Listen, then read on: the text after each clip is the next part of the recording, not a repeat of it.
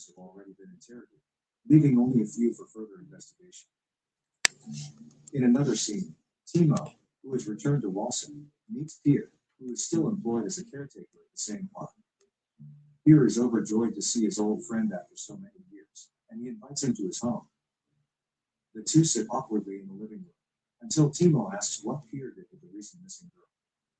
The latter is stunned by the question and quickly denies any involvement in this case. When Timo points out the similarities between the two cases, Pierre dismisses it as a coincidence. He insists that what happened with Pia was a one-time incident and that he hasn't done anything like that since. Soon, Timo starts to feel uncomfortable and attempts to leave, but Pierre stops him and hands him a CD. He claims that it is Timo's favorite video, and it features the dark-haired girl he used to like. Hearing this, Timo hastily rushes outside while still clutching the CD. After a while, he returns to his hotel room and watches the CD. It turns out to be the same disturbing video he saw 23 years earlier, and it immediately turns him on. But after Timo pleases himself, he feels immense shame and breaks down in tears. The scene then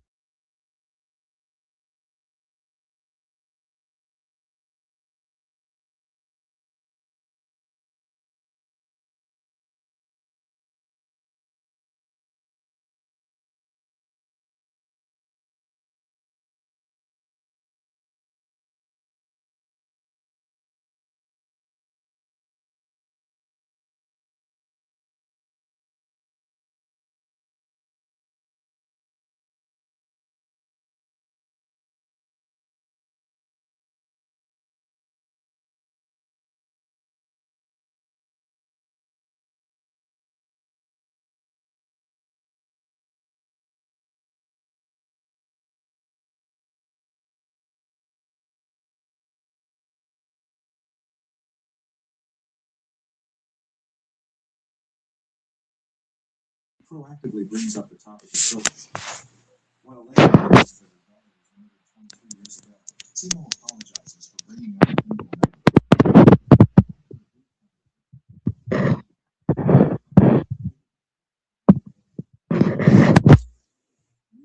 Christian arrives at Elena's house, as they turn out to be in a relationship. She suddenly says the man who killed her daughter was just here and hands him Timo's business card. Meanwhile, David and Janet are going around town interrogating men who owned a red car in the 1980s. But David suddenly receives an urgent call and must leave. Janet then visits Pierre's home alone and requests a conversation. On the other hand, Timo arrives at the lake where Pierre's body was discarded and sits there in silence. He then receives a call from Julia, who is upset that he hasn't come home in 3 days. She also reveals that their daughter has fallen off the trampoline, so an emotional Timo asks to talk to his daughter. Just then, Julia tells him that someone is at the door and abruptly hangs up. It turns out that David and Christian have arrived at the house to interrogate Timo. Elsewhere, Janet questions Pierre about the red car he owned between 1982 and 1986. The man confirms that he did, but has since sold it and now only rides a motorcycle. Janet then reveals that it's about a missing girl and asks where he was on July 8th. This makes Pierre nervous, so he excuses himself, claiming he needs to get something. Returning to Timo's house, his wife is bombarded with questions about him. She reveals that he is currently out of town for work, but doesn't know which hotel he's staying at. Christian then heads to the bathroom, and Julia notices her husband's business card with David. This makes her nervous, and she begins to ask what all of this is about, but the detective simply responds that it's difficult to explain. On the other hand, Peter is seen taking out his diary from a drawer, and he also grabs a small knife. He then approaches Janet and begins recounting his activities on July 8th, which he had written down. The woman asks to see the diary, and he reluctantly hands it over. He also keeps his hand near his pocket, prepared to strike at any time. At the same time, David questions Julia about her husband's past and learns that he used to live in Walson when he was a student. The woman reveals that Timo only moved to this town in 1986, where they met and got married. She also mentions that he didn't like his last name and changed it when he left Walson. Meanwhile, Jana finishes reviewing Pierre's diary, but doesn't find anything unusual and decides to leave. On the other hand, Julia and David go to find Christian, and it turns out he's actually in Timo's office, checking his computer. He then shows them the disturbing child pornography videos that he discovered in Timo's folder. Julia feels sick to the stomach upon seeing this, as she had no idea her husband was a monster. Meanwhile, Timo is still by the lake, contemplating everything. He soon makes the tragic decision to unalive himself.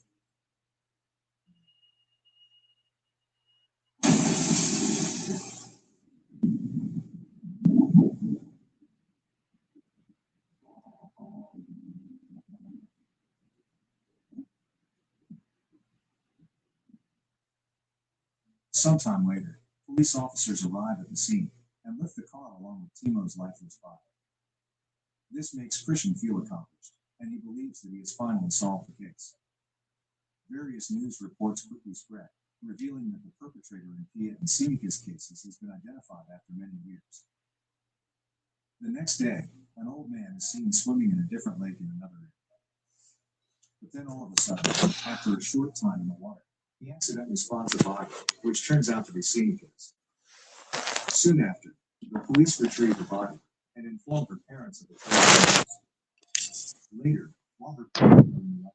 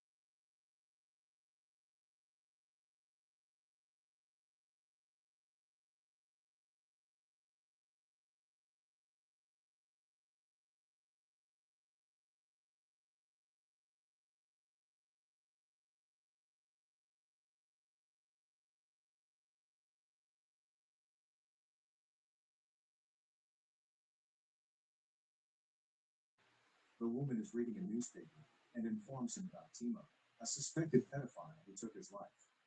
Upon learning this, Pierre is devastated, as he never wanted his friend to take his life because of his actions.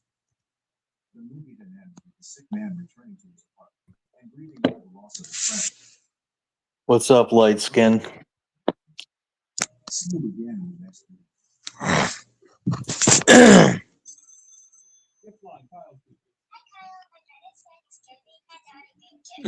Is that me?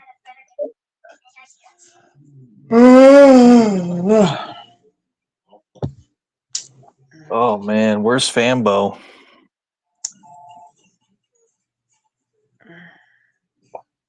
Fambo podcast. Everybody left. Duh. Well, I'm loyal.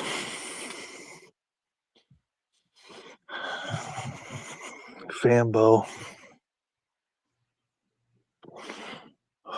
Fambo's the man, dude.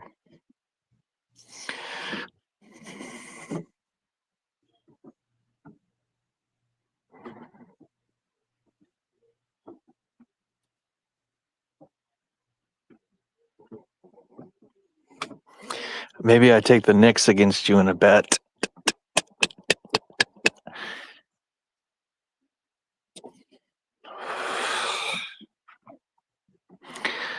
But you probably wouldn't take that bet because you're a pussy.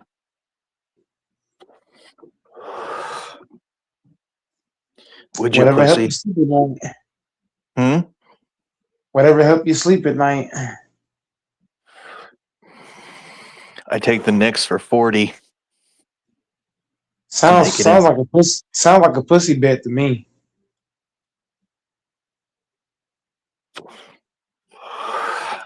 Well, you know us white people, we're pussies.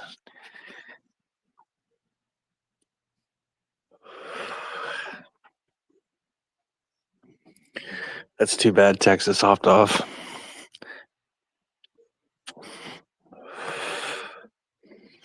Damn, it's fucking cold out. God damn, how is it fucking 44 degrees? Son of a bitch.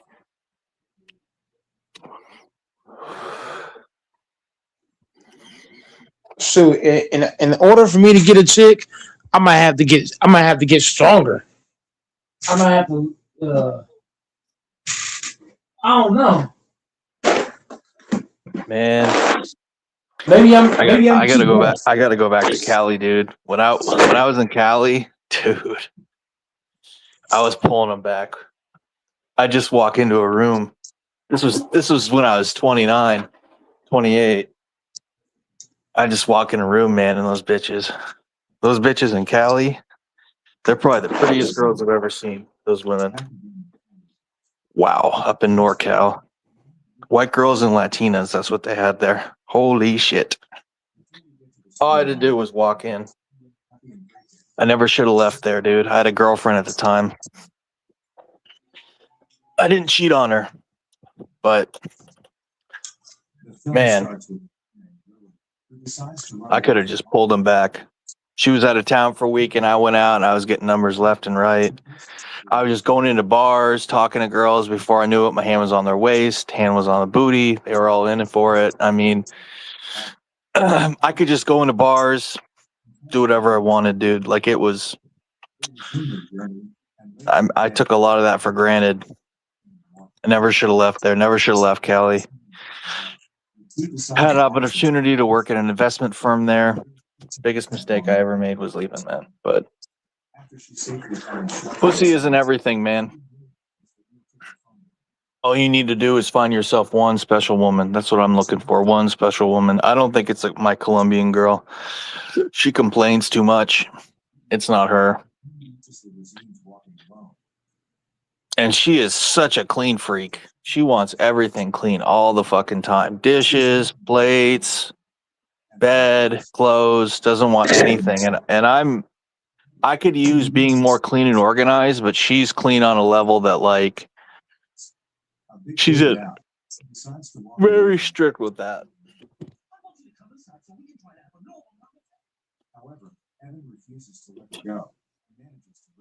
And that's why, like, I tell people you really should live with the woman before you get married. If people want to get married, because I think old fashioned is good, but like with today's day and age, I don't think it hurts to kind of cohabitate and make sure you're compatible. Or at least get to know the person's personality if you don't live together. Get to know what they're up to, because some women are just, maybe it's me, but like I said, I don't think there's anything wrong with being organized, but he then leaves the room again and proceeds to activate his home security. I don't think I'm gonna go. Maybe I'll go back to white women. This time offering her food and telling her that they'll get White women, mixed or Asian. I think Latinas are too much for me. They're very, if they feel that you slighted them and did something that they don't like, they'll remind you of it all the time. They're very, I'm generalizing an entire group of people. So that's difficult. I'm sure there's Latinas that are way chiller and not like that, but like typically the white women I've dated or other races are more, they're not as like, Latinas are a handful, but like I said, I'm sure there's some that aren't. But the yelling, the arguing, the drama,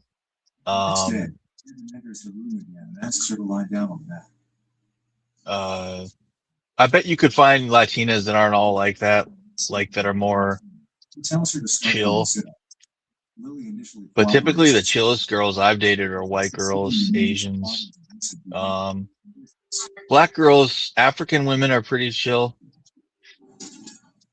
Oddly enough, he leaves her The only alone. black girls from the US I've dated have been mixed, but The condition that she finishes her sit-up sets. I think there's chill women of all races. Despite I being think typically we stick with what we know best, what's familiar. At this time, because I think to do what's unfamiliar is uncomfortable, but yeah, I don't think you need to be stronger to get yourself a lady. She reaches for a table knife. I don't think that's what's required. Evan takes the knife away from her and cuts the food into small pieces. But I think when men work on themselves, the women present themselves, and you can seal the deal because you got your shit together and you're a good guy. Yeah. I'm not worth shit to women. Evan comes to see her. I'll You don't think you have good luck with women? He then sets up the treadmill and asks her to use it.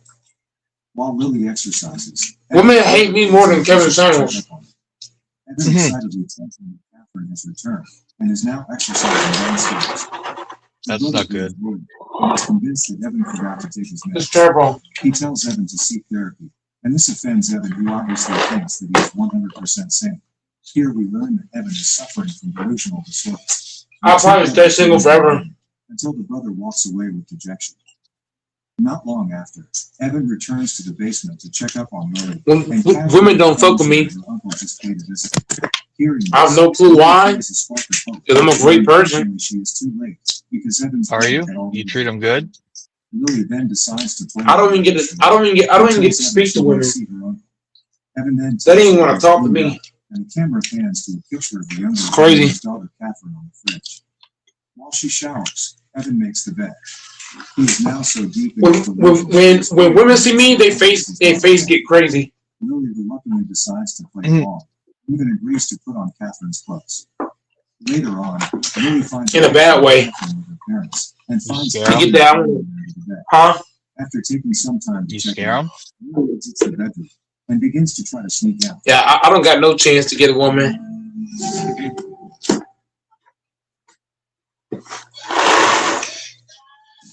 Not even in magical land. No woman fucks with me.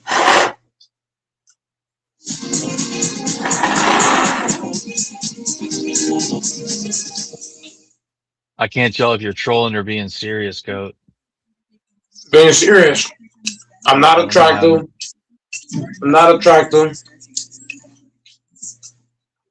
I don't understand what the problem is. You're 6'3", pretty young, athletic, black guy. I think you got to focus less on the looks and more on the personality and talking to him. My personality is awesome. I got an amazing personality. I mean, might not get on here, but I got a great personality. It's just when women don't find me attractive. They don't. I don't buy it. Sorry. I don't buy it. I'm being serious. And I talk to a lot of women. I talk to thousands of women every day. Every day. How do you dress? Do you dress decent? Do you do your hair decent? Like, why don't you do a buzz cut or fade or something with your hair? I could dress my ass off. I can dress extremely well. I got a nice haircut. Recently, I got a haircut. Got my beard trimmed. I'm telling you, bro. Like, women just don't fuck with me.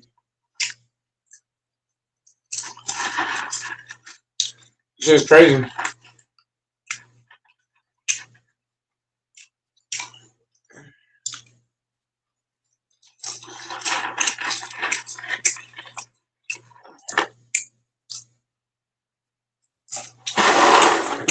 I don't know why God wants me to be single.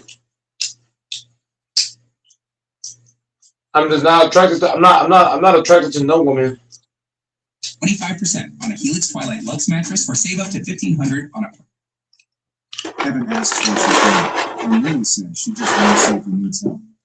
Evan welcomes her to the kitchen and Lily is forced to play along yet again. When she thinks Evan isn't looking, she tries to sneak out again but fails miserably. This time, Evan tells her to go back to Catherine's room. With nothing else to do, I think I'm attractive, but women don't. In it, she discovers that Evan is an overprotective. They don't even want to talk to me. Who punish her for failing at the most menial things, like getting caught in hide and seek. He also pushed her to always practice in order to become a champion in sports. This, of course, didn't sit well with the mom, since that much exercise isn't normal for a 12-year-old girl. And not even the average chick want to talk to me. As Lily reads on, she comes across a part that says that when Catherine got her period, The only people that talk to me is men. Learning this, Lily comes up This is with crazy. a She decides to summon Evan and asks him to give her some pads or tampons because she's in her period. I'm starting to despise women now. Before he leaves the house, he asks her to go exercise in the basement again. Lily reads some more until she hears Evan returns. I don't even like talking to women. If it ain't my stepmom, my granny, Just as Evan pulls up in his garage, or my sister, I don't like even talking to women no more. Your granny sounds really chill. Evan, who is deeply delusional, Yeah, because she's very logical. But I'm saying I don't like speaking to women no more, man. They don't fuck with me. Jeez, psycho. Drive safe. Neil, who is weirded out, leaves the premises right away. Upon returning inside, Evan asks Lily to measure her height, and for a second, his suspension of disbelief is disrupted when he realizes that Lily is shorter than Catherine. To maintain their charade, Lily stands on her tippy toes to make herself seem taller.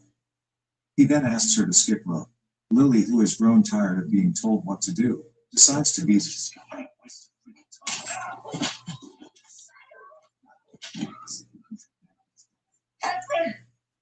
She then demands for him to hand her the keys to this room.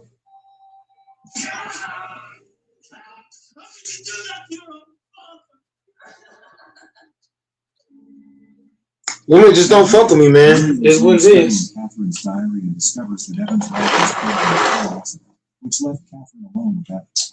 She is then interrupted by Evan summoning her for supper, and promptly joins her. Maybe I'm not meant to have a woman. Evan continues to do what he always does, despite having been severely beaten previously. At this point, Lily starts to feel bad about what she did and apologizes to Evan. During this time, she tries saying to Evan that she needs to go to school soon because school break is coming to an end.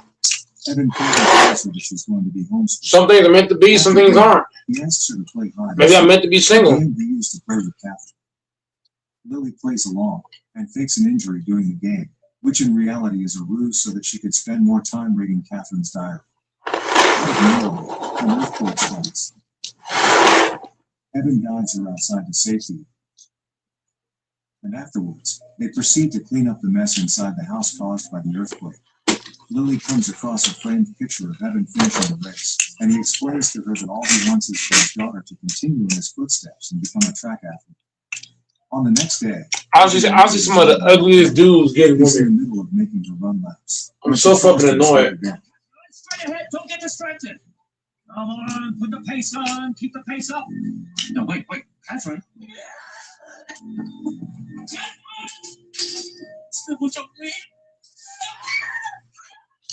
Just like last time, she fails. However, their little scuffle results in Lily spraining her ankle.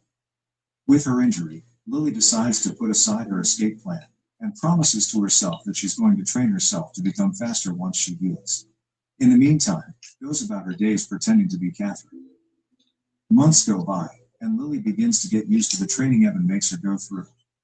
Over time, Lily Freaking sucks. to grow closer. At this point, it is as if Lily already thinks of him as a father. Evan is so proud of Lily when she beats Catherine's old training records. We come across a scene Evan announces that he has signed her up for a track competition, and they have 7 weeks to train. Hearing this, Lily seems genuinely excited to prepare for it, and she purposefully takes a selfie with the father as a last memory of them together. One night, when Lily is asleep, Evan comes up to her and starts apologizing to her for the accident that killed Catherine's mother. Here we can conclude that the reason why Catherine left was because she blamed Evan for the death of her mother. That next morning, Lily tries to sneak away again, until Evan stops her and obliviously tells her to rest for the day. He proceeds to hand her a gift, proclaiming that today is Catherine's birthday. Gotcha. Off you go. Lily unwraps the gift in Catherine's room, wherein she finds a new smartphone. Lily proceeds to type in her boyfriend's number and saves it in her new phone. Evan then announces that he's going to go buy her a birthday cake. After he drives away, Lily uses this opportunity to finally step outside and runs to freedom. On the way back, Evan comes across a car pulling up at his house. As the driver steps out, he finds that it is none other than his actual daughter, Catherine. He proceeds to hand her the things he just bought, and they step inside the house. Catherine seems perplexed, because she expected more excitement from him upon her sudden return. Evan immediately tells her to go inside her room, while he prepares a birthday surprise. Though confused, Catherine listens and sits down on her desk, where she finds her old diary. Upon going through the pages, she discovers new notes in certain pages that are clearly not written by her. As it turns out, Lily isn't running away, and she finally comes to face with Catherine. Catherine is obviously rendered confused as Lily, who now also seems a little unhinged, begins to explain that she is a younger version of Catherine, who dresses, eats, leaves, and breathes as her, and that she manages to surpass Catherine's track record. Lily also voices how happy she is living her new life, which only freaks Catherine out. Lily then proceeds to blame Catherine for leaving Evan behind, which messed up his mental health and made him kidnap her. She tells Catherine that Catherine should have supported her father after the car accident, instead of leaving him. Apparently, Lily also feels more affection towards Evan than her own father, and Catherine has no idea how it feels to have a monster type of father. With Evan, she feels loved and taken care of. In short, Lily refuses to stop pretending to be Catherine, and takes I might have to get rich for a chick to fuck with me, man. which ends up killing her. Like a certified psycho, Lily proceeds to celebrate Catherine's birthday with Evan, and asks him if they could drive around town together. Just before they leave, Lily decides to erase her boyfriend's number from her phone, and move forward with her life with her new, loving father. And this is where the movie ends. Okay guys, that's all the recap of Captive.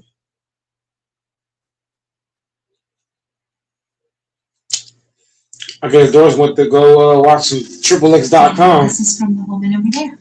Which is for 5%. Ain't nothing wrong with it. Also, if I start a condo line, will you join? Earn 5% cash back in different categories each quarter on up to $1,500 in purchases when you activate. Next level dog people give their dogs next level protection with NexGuard Plus. One and done monthly parasite protection against fleas, ticks, heartworm disease, roundworms, and hookworms. Use with caution in dogs with a history of seizures or neurologic disorders. Get next level protection with NexGuard Plus. The Spurs Thunder series was one of the best series we've seen in a while. While the Thunder came in as the favorites and as the much more experienced team, the Spurs roster was designed to beat this team. What we got then was a fantastic back and forth series. So today, we're going to break down everything you missed in this matchup.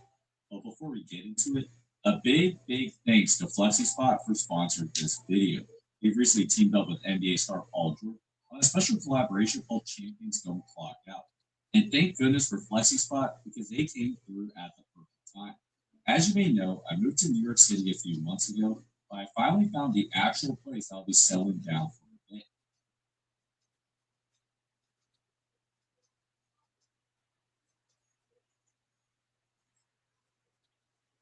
Be forever known as the Wemby game. The signature moment will be this logo 3 that helped the Spurs tie the game in the first overtime, but his overall performance may have edged him as the best player in the world. On defense, the goal was to keep Wemby in the paint as much as possible so that he could go bother SGA's shots. Because SGA loves the mid-range, Wemby's goal was to occupy as much of that real estate and push him out further.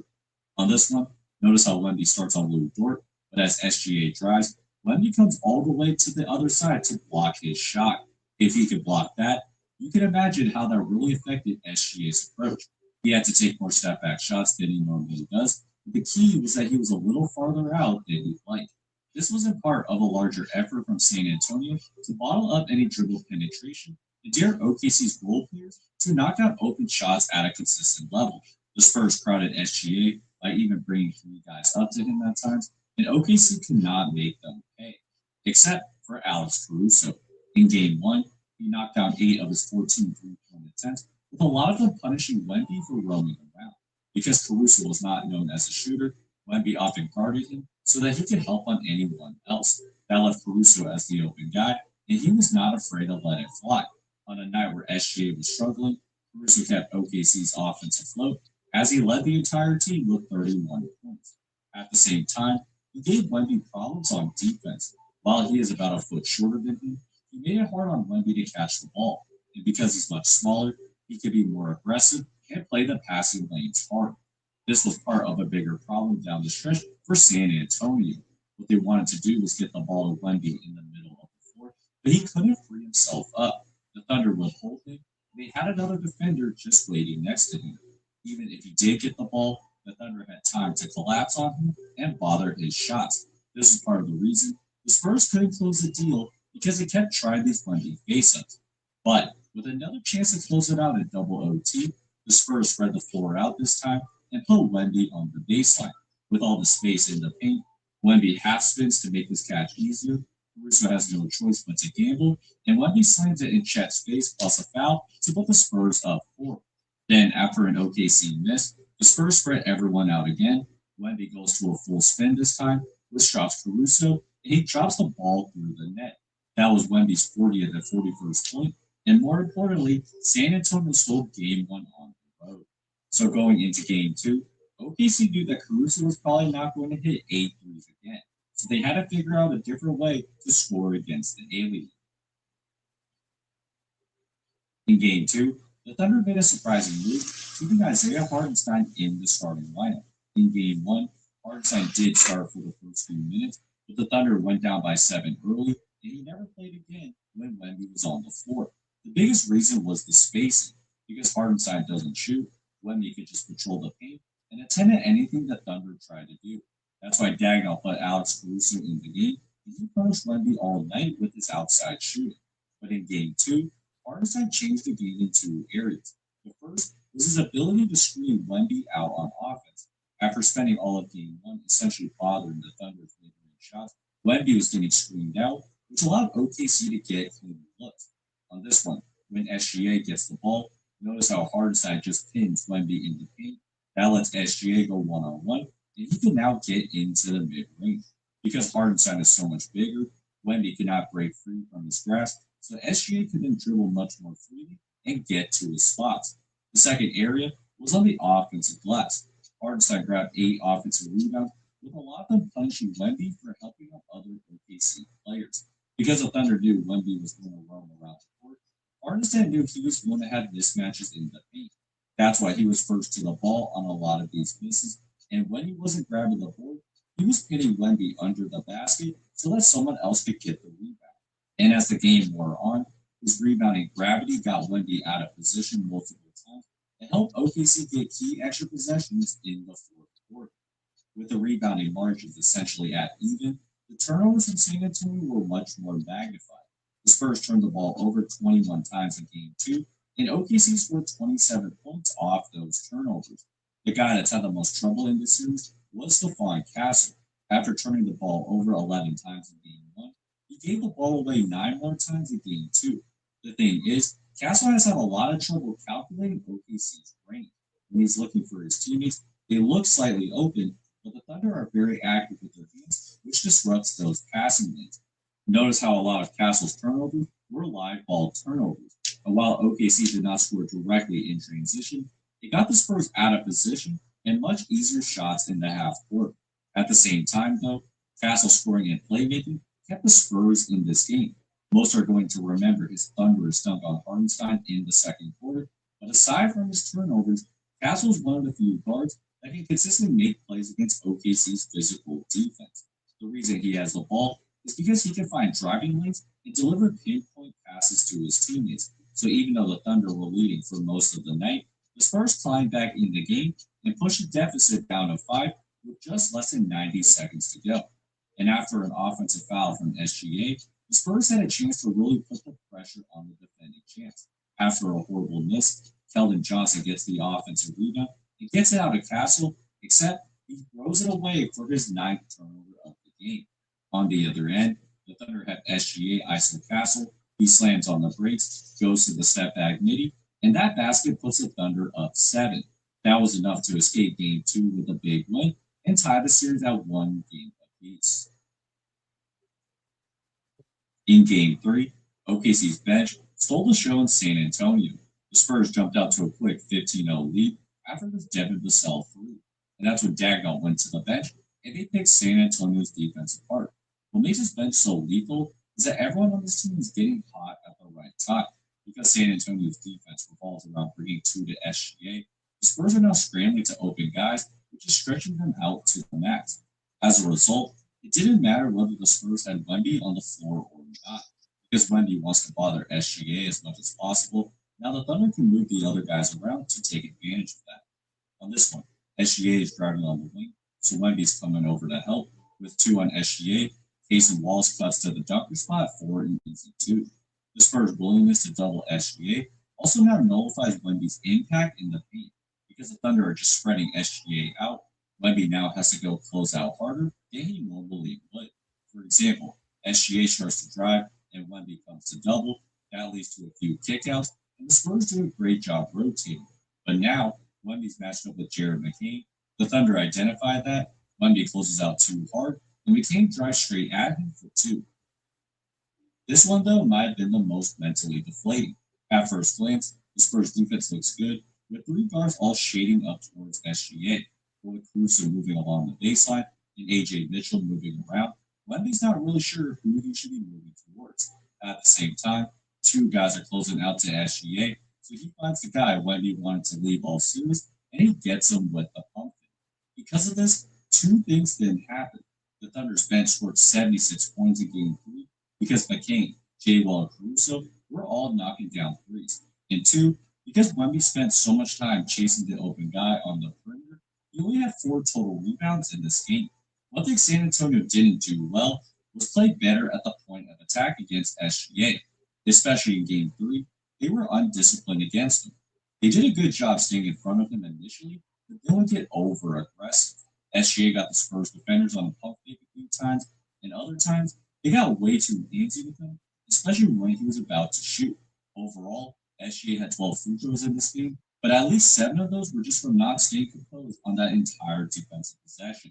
So, even though SGA went only 6 for 17 from the field, the Thunder came with a very dominant win to regain home court advantage. The one caveat, though, is that AJ Mitchell left with a hamstring injury, and while he hasn't made the same impact as he did against the Lakers, his absence would prove huge in a pivotal Game 4. In Game 4, the Spurs changed up their defensive coverage by doing 2 simple things. First, the Spurs applied tons of pressure in the backcourt. While OKC has a lot of depth, they have a shortage of ball handlers, with both J-Dub and AJ Mitchell out. So with Shea as their only true ball handler, the Spurs wanted to make OKC work for every inch of space. Because of this, the Thunder wanted someone else to bring the ball up. But by doing that, the Spurs could then deny SGA, so they have to then find someone else to create, and they just don't have the ball handlers to make that work. This backcourt pressure also made the Thunder lose precious seconds to get into any secondary actions. So by the time they're running a pick and roll, there's only 8 seconds on the shot clock, and nothing comes out of it anyways. What the Thunder was missing was a secondary ball handler that could really take the pressure off Shea. Jared McCain is the closest mold that they have, but he's much better as a 3-point sharpshooter than someone that's creating for the entire offense. Because of that, the Thunder didn't have another guy that could beat the Spurs one-on-one. That then leads to the second adjustment, which was playing Shea more straight up. So instead of trying to double him whenever he started to drive, they trusted their perimeter defenders to stay in front of him and make him beat the Spurs defense. Devon Castle was the primary defender on Shea, and he did a great job applying as much on-ball pressure as possible. On this one, they tried putting SGA in the middle of the floor. He picks up his dribble, though, and has nowhere to go. Everyone stays home, so SGA tries to foul bait, and the Thunder can't get a shot off. Later in the second quarter, Shea has the ball again. As he drives, Castle stays in contact, and Wemby's helping, but not selling out to him. So he has to pick up his dribble, and that's a really tough shot. And that was the difference between games 3 and 4. In Game 3, the Spurs helped SGA whenever he started to dribble, which allowed him to find his teammates for open shots. But in Game 4, The Spurs were much more calculated with their help, so it Making every dollar count is important to you, so it's important to Allstate. Drive safe. Congrats.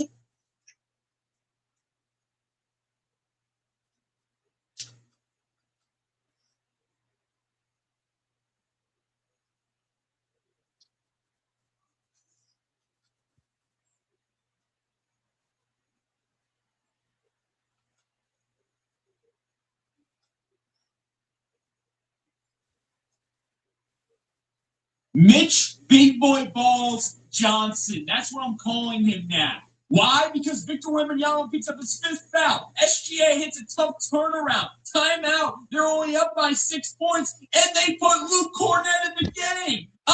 My dumb self, was saying, don't trust your guy in this situation. And that's exactly why I'm not a head coach. Turnover by Dylan Harper, but Luke Cornett never giving up on the play. Get that crap out of it! Then Stephon Castle comes down the floor and hits a mini. That's a 4-point swing, ladies and gentlemen. Luke Cornett is not done yet. Look at him defend above the perimeter. Force it out SGA's hands. And then he's the rim protector, making Casey Walton twice. And now it's a turnover. And now Wemby checks back in the game. And that really was the beauty of Game 7. The Spurs, everyone in their rotation, no matter how small it was, they found a way to contribute. But also, that's the true beauty of their team. They're not just the Victor Wembanyama show. Yes, nothing is possible without him, but the supporting cast is legit. Also, another thing, nobody plays scared. Game 7 Western Conference Finals, the youngest team or one of the youngest teams in the NBA,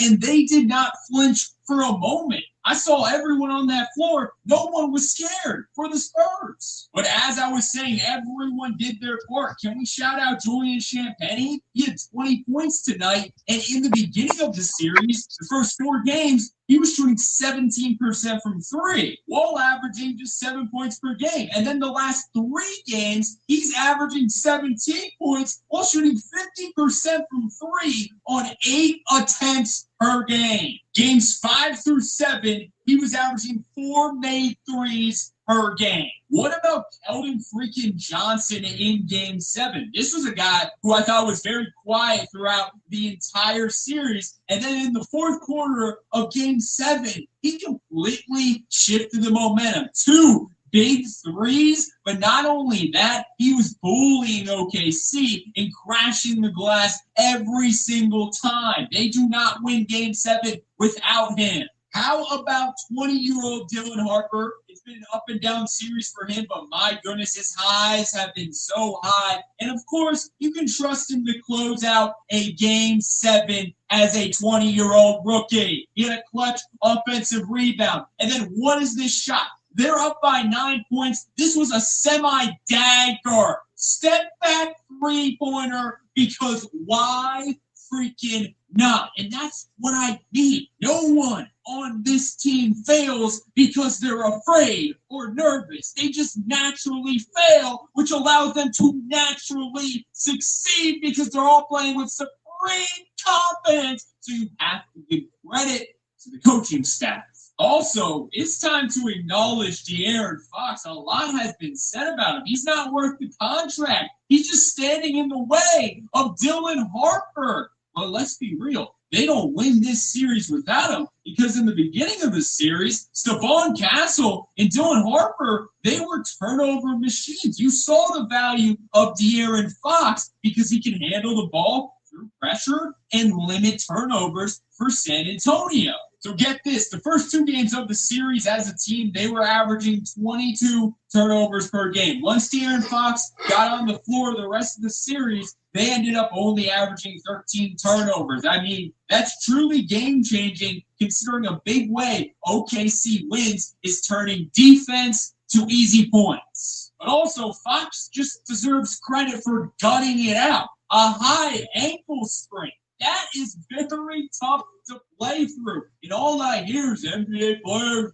they're weak, they miss games. But no one ever acknowledges when NBA players gut through injuries in the playoffs. It happens every single series. It happens every single game deep into the playoffs. And you also saw a sad truth of what happens when players play through injuries. They aren't as effective. De'Aaron Fox was very bad at times in this series, especially shooting the ball, and he was getting a lot of criticism. But I think a lot had to do with him just not being 100%, if we're being honest. So, yeah, I personally think it's time to give De'Aaron Fox his flowers. He's been getting slack all season long, but what he does is very valuable. AK.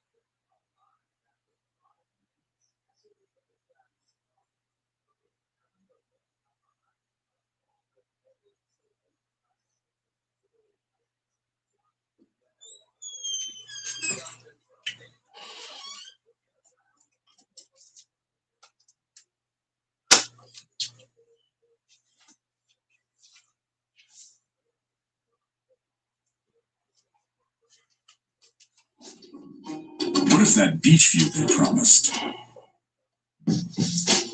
just got 100 times better?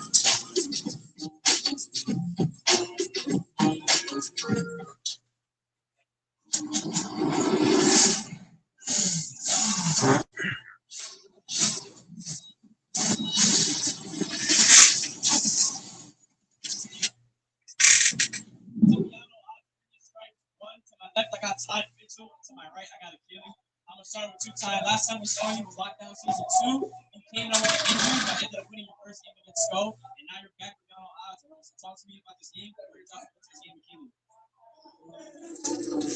Yeah, this game was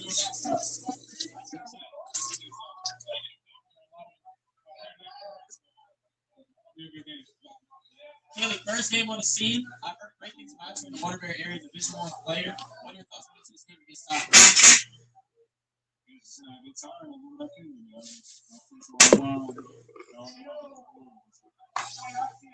With that being said, if you guys have not already hit that sub button here on the road to 5K, we got some great pump at you right now. Make sure you hit that like button.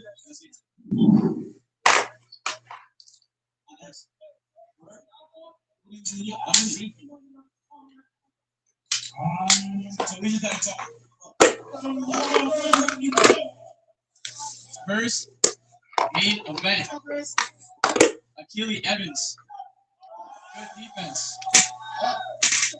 Yellow bro.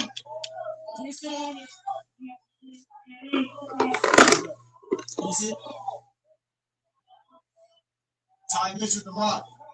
A6 overs 203. That's tough, Ty. That was pretty. Yo, listen. Harvard is in the fucking building. In case y'all didn't know. Harvard's in the fucking building right now. They're gonna show off the top eight.